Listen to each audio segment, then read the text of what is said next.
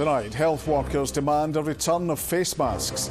They say removing the guidance is playing Russian roulette with the health of staff and patients. Who's looking after these vulnerable people who can still die from COVID? Who's protecting them? Also making the headlines, experts hope post-mortems will reveal what's behind one of the biggest mass strandings of pilot whales in Scotland. People suffering from sleepless nights under the flight path near Glasgow Airport call for an end to overnight flights. And drivers are being urged to prepare for disruption as the countdown continues for the Cycling World Championships. I'm Kellyanne Woodland in Edinburgh. And I'm John Mackay in Glasgow. This is the STV News at 6.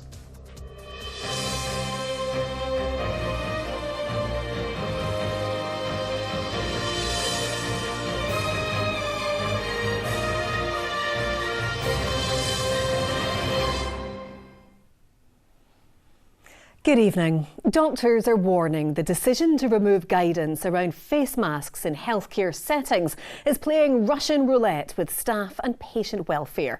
The Scottish Government removed the need to wear face coverings in hospitals, dentists and GP surgeries in May this year. However, the Scottish Healthcare Workers Coalition has written to ministers to highlight what they call very serious flaws in the decision. The group wants masks reintroduced, as well as improvements in ventilation. Our political correspondent Ewan Petrie reports. In my opinion, it was a non-mask wearer who gave me the COVID. Brenda was working as a nurse in the prison service when she caught COVID in March 2020. More than 3 years on, she's still suffering the effects. I'll have to rest for a good day that I plan. Then I'll use up 3 days' energy and be in my bed in absolute agony. Unable to talk, unable to communicate for days until I recover for that. From June 2020, staff, patients and visitors were expected to wear masks inside all healthcare settings. However, in May this year, the official guidance from the Scottish Government was removed. Who's looking after these vulnerable people who can still die from COVID? Who's protecting them? It's not that difficult to care for your fellow man or woman and say, I'm going to wear a mask because I don't want to go in there and ultimately kill somebody because of what I'm carrying into that hospital. In the week ending the 9th of July, an average of 35 COVID cases were reported in Scotland every day. 55 people were admitted to hospital within 2 weeks of a positive test.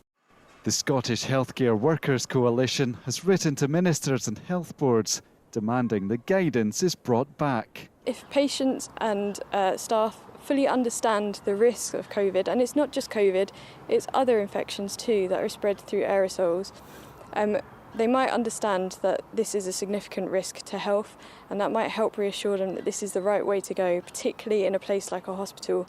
The Scottish Government describes the removal of the guidance as a proportionate approach. At the moment, the evidence would suggest that it's perfectly safe to take away that recommendation for routine mask wearing. That doesn't mean that if people want to wear masks, they're very welcome to, and both staff and patients should wear masks if they choose to. An outbreak in Stornoway today brought a reminder of the impact of the virus. A ward at the Western Isles Hospital has been closed. An incident management team has been appointed to prevent further spread. Ewan Petrie, STV News. The Scottish Labour leader Anas Sarwar says he will push Labour's UK leadership to scrap the 2-child benefits limit if his party wins the next general election. It comes after Sir Keir Starmer said he planned to stick with the Conservative government policy of restricting access to means-tested benefits to the first 2 children in a family. Well, our political editor Colin Mackay has been following this. So Colin, where does this leave Labour?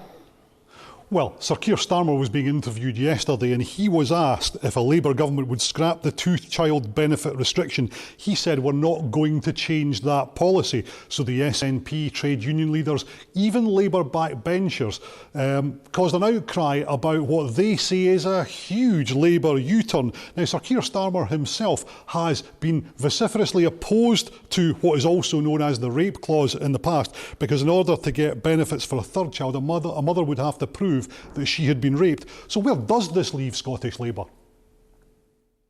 Are you embarrassed by Keir Starmer's U-turn on the two-child limit? Look, not at all. I understand his frustration. He is absolutely frustrated. You're not embarrassed by it, yeah. It's a Scottish party policy. Look, I can understand his frustration, where he is looking at the economic situation that he is hoping to inherit if we win the election next year, and all the things we want to do, we aren't going to be able to do them as fast as we want to do.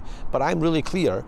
Our position has not changed. We continue to oppose the two-child limit. You can't say when you would lift it. You can't say when you would lift that in government, how quickly you would do it. I would love to give you a timetable right now. We can't give you a timetable right now because of the economic circumstances. We won't know them at this moment in time, and we may not even know them next year. But I will continue to press any incoming Labour government that it has to move as fast as it can to change this policy, to remove the two-child limit and to reform universal credit. So this heinous Conservative policy is now a heinous Labour policy? No, it's not. It's completely incorrect to say that. Labour oppose this policy. But you're not going to scrap it. Labour continues to oppose this policy. You oppose it, but you're not going to scrap it. No, that's not the case, Colin. What we are saying is we have to be cognizant of the fact that we're going to inherit economic carnage, which means we can't do everything we want to do as fast as we want to do it. Campaigners against child poverty say that scrapping this would lift thousands of children out of poverty, and they're scathing about its impact. This is a policy that's causing severe hardship for children and families in Scotland and across the UK, and we need to see all political leaders commit to scrapping that policy as soon as possible. We would not expect, we wouldn't deny a child access to education or access to the health service just because they're the third or subsequent child. Why on earth are we denying them social security support? It's causing damage, it's driving children into poverty, it needs to be scrapped. And Colin, what about the politics? Well, opinion polls suggest that Labour could be cruising to victory ahead of the Conservatives at a general election, but before that they're facing 3 by-elections in Conservative-held constituencies across England on Thursday, so they don't want to rock the boat right now. But this causes bigger problems for Labour in Scotland at an election, because one, some people ask, if Labour's not going to tackle child poverty, what is it for? And two, is this a resurgence of their old branch manager problem? Anas Sarwar wants this policy scrapped. He's just been overruled by Keir Starmer. All right, Colin, from the Scottish Parliament, thanks very much. Now, experts investigating one of the biggest mass strandings of pilot whales in Scotland are hoping post-mortems can provide clues as to why the mammals washed ashore. Marine rescue teams struggled through the day to save the mammals, which became stranded on the Isle of Lewis, but many had to be put down by vets. Kirsten Tate's report contains images of stranded and dead whales. This beach at North Tolsta on Lewis was the final resting place for more than 50 pilot whales which were washed ashore. Rescuers say it's the most deaths they've seen from a mass stranding in Scotland. It really is the stuff of your worst nightmares, coming down to see so many beautiful, healthy animals lying dead on the beach with live ones in amongst them. It's really hard to A, understand why they've done this, and B, to know how to stop them from doing it. But the priority yesterday was to end their suffering. 55 whales were washed ashore, just 15 were still alive. One was refloated, but by late afternoon, the decision was taken to put the rest down. If a refloat is a viable option, you also have to take into account how long the animal has been on the beach for at that point, because these animals, they're very large and they can end up crushing themselves, if you like. So the longer they're on the beach, the less likely their chance of survival is. It's hoped the exact cause can be determined in the coming weeks after examinations are completed. We'll be taking the animals from the beach to a landfill site for disposal, and at that point we'll be able to take a number of different types of tissue, examine them, do a post-mortem examination on them, and try to understand not just how the animal particularly died, but also understand about its body condition, its life history, its diet. There's a number of other things that we can find out as well. Pilot whales are known for their strong social bonds. Experts say it's likely one came ashore and the rest followed. Kirsten Tate, STV News. Mobile phones issued to prisoners during COVID are being phased out and replaced with in-cell landlines. The change will take place over the coming months. Throughout the prison estate, there's also been ongoing investment in family centres to improve support for those impacted by a loved one's imprisonment. Well, our chief reporter Sharon Frew has been inside HMP Shotts to find out more. Every month, around 1,600 visitors walk inside HMP Shotts. Many are children. I think I was living on adrenaline when my partner first went. I was trying to hold in a job, look after a 3-year-old, and you feel like because your partner has been sent to prison, you feel that people do look at you as if you've committed the crime as well. There are 12 visitor centres in Scottish prisons, but this is the only one behind what's called the secure line. This means everyone must go through robust checks, but beyond that, the areas inside have been softened for family visits. Scary for me, how's it going to feel for her? She was 3-year-old. But when I took her there, I was supported by the visitor centre staff where they kind of interacted with her, colouring in, drawing, made her experience like nursery or something. So having that support was key. I just told her it was Dad's work, which she still, obviously she's 6 now and thinks of that. So I think as she gets a wee bit older, she will understand. The project Getting Better Together has been working in partnership with HMP Shotts for 10 years. As well as practical and mental health support, staff deal with referrals for food banks. The organisation that supports families who have a loved one in prison have certainly told me that the estimate that there are more children impacted by a parent in prison than there are children impacted by divorce. Now that's quite a staggering statistic. Mobile phones issued to prisoners during COVID to maintain family contact are now being phased out. In HMP Shotts, they will be replaced next month by in-cell landlines. The Scottish Prison Service say negotiations are ongoing to determine the limits on call minutes, and the system will be subject to existing security measures. HMP Shotts houses long-term prisoners serving a minimum of 4 years. 220 have life sentences. If someone comes into custody, gets locked away, doesn't have contact, when they get out, they're more frustrated and more likely to offend than what they were before. We know that to be the case, the research supports that. So this is our way to maintain a degree of normality. People think, oh, that's soft prison. But the little girl at home wanting to hear a bedtime story from her dad, he's still her dad. He's done something wrong, he's serving his sentence, he's still that little girl's dad, and we need to protect and maintain those relationships. While welcoming the Scottish Government's investment in visitor centres, families outside say the scheme to help relatives with travel expenses is in urgent need of a review.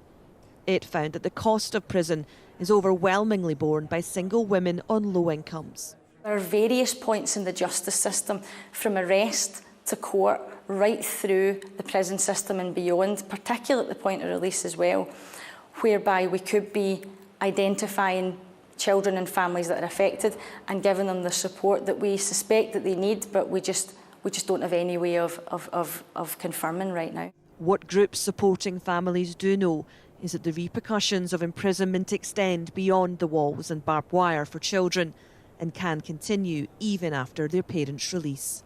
Sharon Frew, STV News.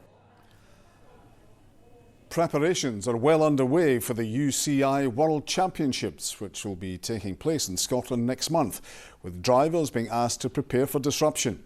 It's being billed as the biggest cycling event in history and will close down roads from Glasgow to the Highlands.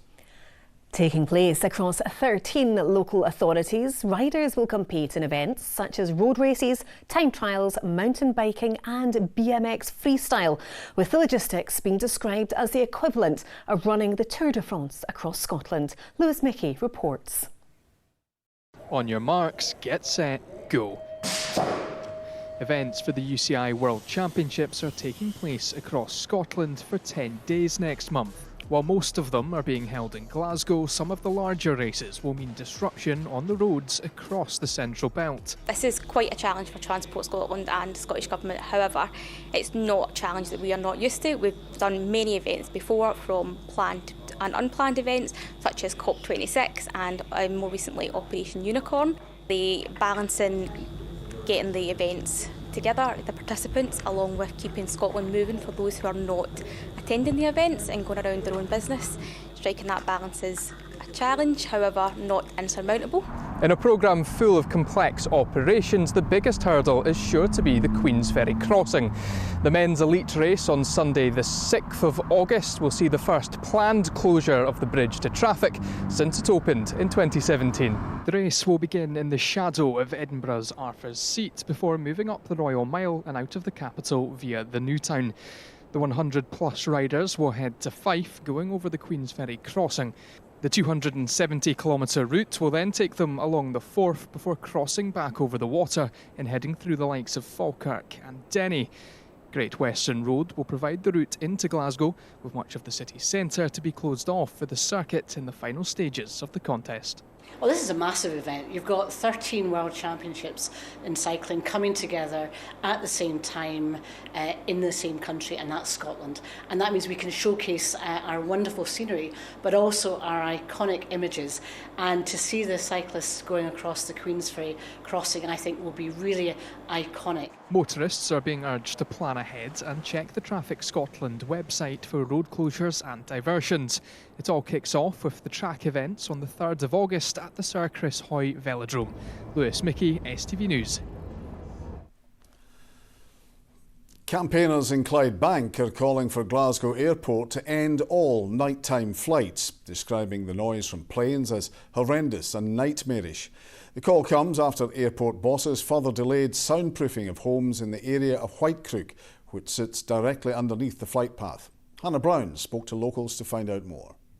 An epic sight to see, but these are the noise levels locals in Whitecrook have to deal with on a daily basis.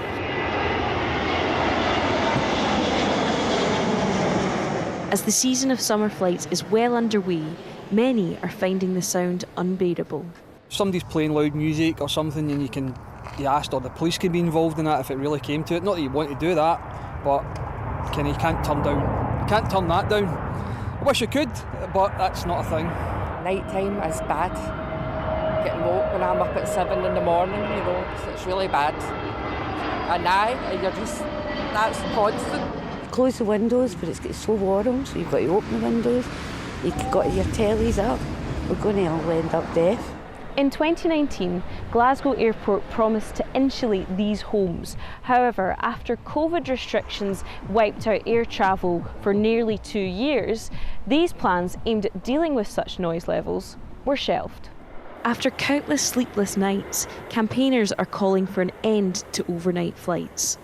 My main call just now would be for it just to cease the nighttime flights forthwith. If we could have that right away, that would go a long way to alleviate a lot of our problems. The main thing that's really upset us over the years is that the airport's attitude towards all of this is just to treat us with contempt. Basically, that's the only word I could use. This is 20 years, and we are not any further forward for the day we complained. Glasgow Airport says nighttime flights will not be cancelled, but steps are being taken through aircraft technology to reduce noise levels. Hannah Brown, STV News, Whitecrook. Other stories in the West, and workers at a munitions depot in Ayrshire have walked out on strike in a dispute over retention bonuses. More than 50 workers downed tools at the DES site in Beath, which supplies missiles to the Ministry of Defence. The GMB union has accused bosses of allowing a two-tier workforce to develop. The MOD says it remains open to dialogue to try to resolve the dispute. In April 2022, the pay gap between skilled workers and non-craft workers was £6,000, and today it is £18,000. Our members realise that there's going to be a skills gap there and a pay differential. However, that pay differential has massively increased, and it has created a rift between craft and non-craft workers. A pensioner has died following a flat fire in Glasgow. The 83-year-old woman was pronounced dead at the scene of the incident on Annandale Street in the south side of the city. The fire in the ground floor flat is not being treated as suspicious. An engine problem led to several ferry cancellations on Calmac's Isla route today. The MV Finlagin developed a problem with its main starboard engine. A number of sailings across the day were impacted as engineers looked to resolve the problem.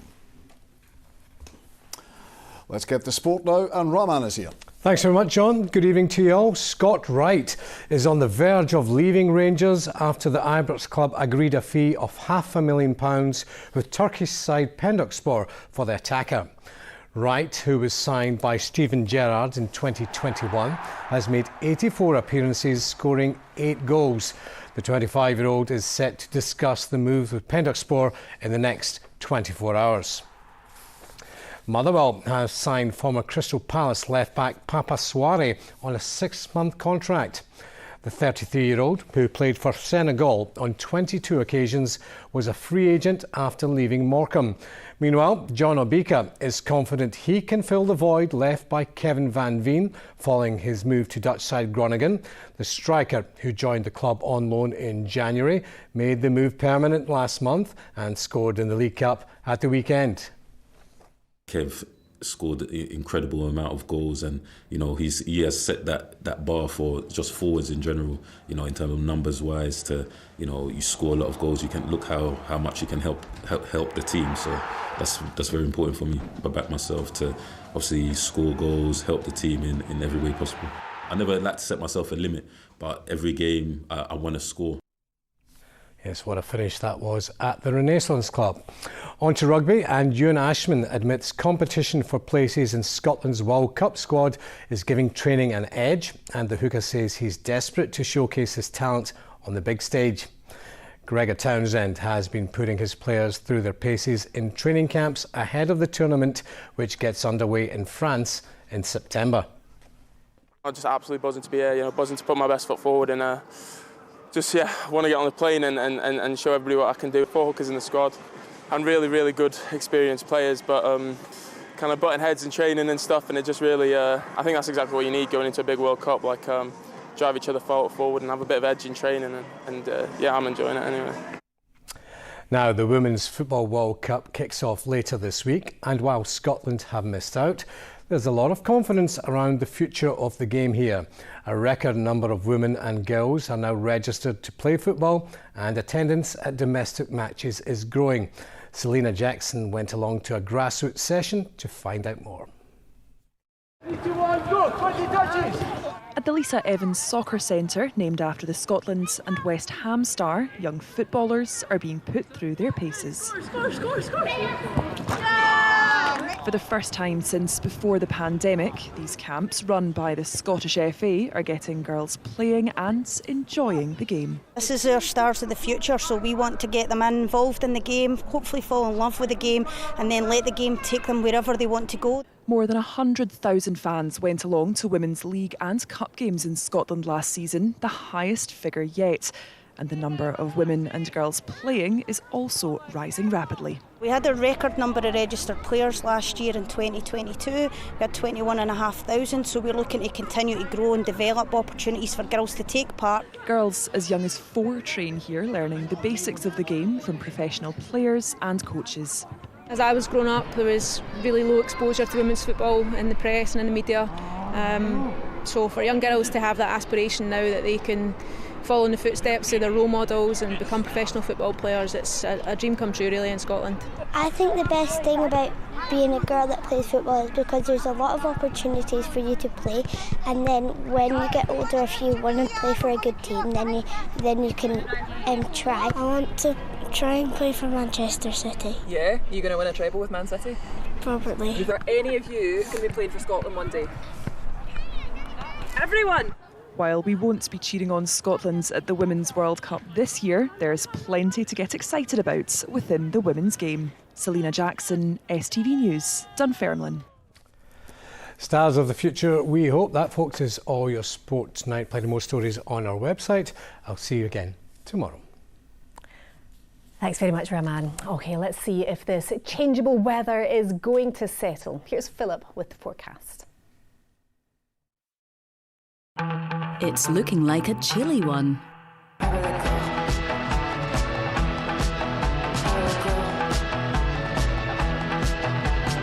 TUI sponsors STV Weather. Hello there. Well, as we head through the rest of this evening and overnight, the low pressure system that has been dominating our weather over the weekend is finally starting to clear northeastwards. The isobars are opening up, so that means that the winds are easing overnight. We will have very light winds. A lot of today's showers are finally starting to clear, and for most of us it will be turning dry overnight with clear skies. So given the clear conditions and the fact we've got light winds, it will be a bit of a chilly night, unseasonably chilly for mid-July. Lows in rural spots of around 6 or 7 degrees Celsius. Now looking ahead to tomorrow, it will be a chilly start to the day because of the clear skies overnight, but it will be a largely dry and bright start, and we hold on to the dry conditions for much of the morning and into the start of the afternoon. But later on we do just start to see the clouds spreading in ahead of this next system that's working its way in towards evening time, bringing with it some showery outbreaks of rain. Temperature wise reaching highs of 17 in the best of any brighter spells through the afternoon.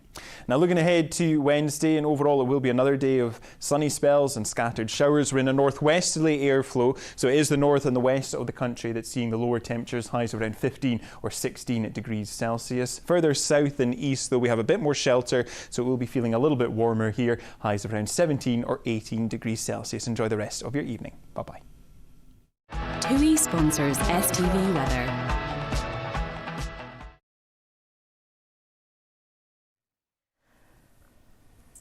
So more rain for the kids' summer holidays, John. More rain. I'm thinking we should just drop the weather. It's just too depressing. Come back when they've got sunshine. These That's rain it. clouds. Philip, you're out. Had enough of it. Good night. Good night.